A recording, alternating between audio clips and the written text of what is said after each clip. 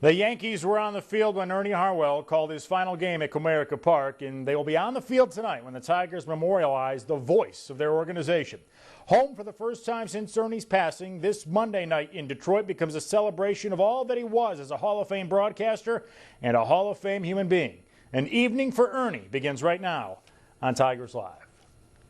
Hi, everybody. Welcome to the Call Sam Studios. I'm Mickey York. In just a few minutes, we'll bring you the Tigers' Ernie Harwell tribute live and in its entirety. And over the next half hour, the Tigers, as well as some of the Yankees, will recall some of their fondest memories of a truly great man. There's a lot to get to tonight, so at this time, we'll send you out to Comerica Park. And I certainly want to thank you from the depth of my heart for your devotion, your support, your loyalty, and your love. Thank you very much, and God bless you. All right. It was on this very piece of real estate that we last saw Ernie Harwell in person, and my last direct contact with him was finding him before he made his way outside of the stadium and getting a hug that I'll always remember. It is a very special night here at Comerica Park as we get a chance to sort of celebrate Ernie Harwell's life. Hi, everybody. Welcome to our Tigers Live pregame show. I'm John Keating. There was a sign in the stands that night that simply said how a person should be, and that certainly described Ernie Harwell. Along the Tigers dugout, all the players, the coaching staff, Jim Leland with his eyes filled with tears, leading the applause as Ernie made his final remarks on that day. At some point, there was sort of an odd moment in Ernie's remarks where he said, "I'm going to die. My life is going to end in the great state of Michigan." And that got a huge ovation. Certainly not because Ernie's life was ending, but that it was going to end here, and he had truly become one of us. We guess that Ernie Harwell probably described 600 or more Tigers-Yankees games. Tonight he'll have a very special vantage point for this one. And the night is made a little bit more special by a couple of broadcasting legends. Paul Carey for 19 years, Ernie Harwell's partner. Ray Lane for 6 years in the late 60s and early 70s, certainly part of Tiger broadcasting on the radio and television as well. Welcome back to Detroit. Always great to see both of you fine gentlemen. Paul, we talked about this a little bit earlier. We don't like the circumstances that have brought you back to Comerica Park, but give me a memory of Ernie Harwell that has stood out for you. That's hard to say. Really, I don't have one that I can remember.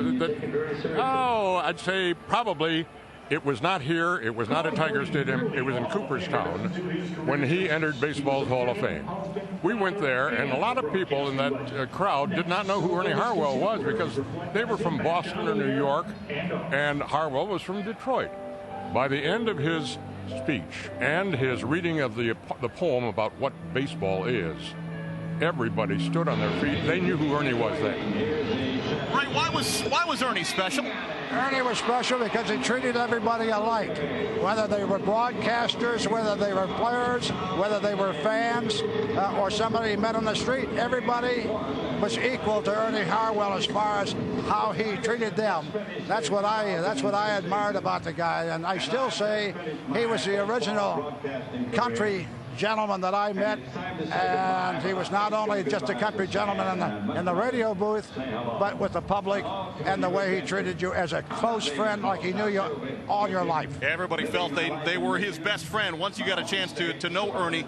Paul, I believe that you thought that he was underrated as a broadcaster, perhaps until his later years. Oh, I don't think that at all. You think that he was underrated? No, around the country, perhaps he didn't. Oh. He wasn't appreciated perhaps as much as he should have been. And he wasn't. He hadn't. Even though he'd started out in New York at the major league level with the Dodgers, then the Giants, and he'd been in Detroit since 1960.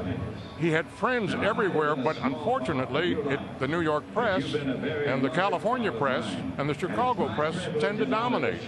And I don't think that enough people in the country really knew what a great broadcaster and baseball broadcaster Ernie was. He gave them an inkling of that, though, when he did national television work, and he did some national radio work after he left the Tigers and before he came back again.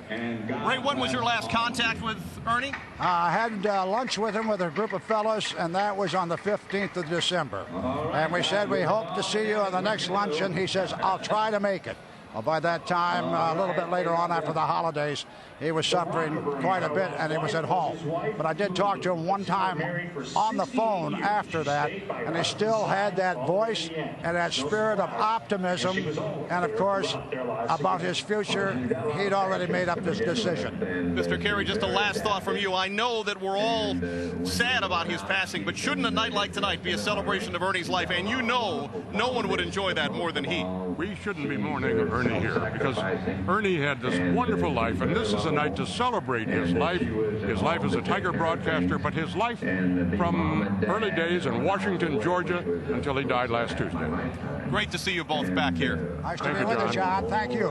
Enjoy the game. Thank you. Paul Carey and Ray Lane will be a part of the opening ceremonies. They'll be throwing out the first pitch or involved in the first pitch.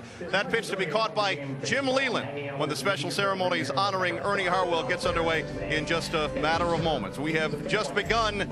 The voice of summer echoes around Comerica Park. You're watching Tigers Live on Fox Sports Detroit.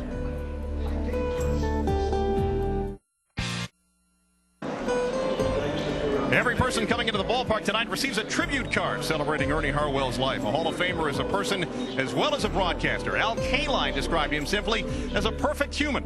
His likes will not come our way again. He had a laugh that filled up a room, and that's why the smile should overwhelm the melancholy this evening at Comerica Park. He'd love the matchup tonight, Tigers and Yankees, and the painful loss of Curtis Granderson here has been eased mightily by the play of his replacement. Austin Jackson, one of the Yankees' top prospects, has certainly blossomed given this chance in Detroit. He leads the American League with a .371 batting average now.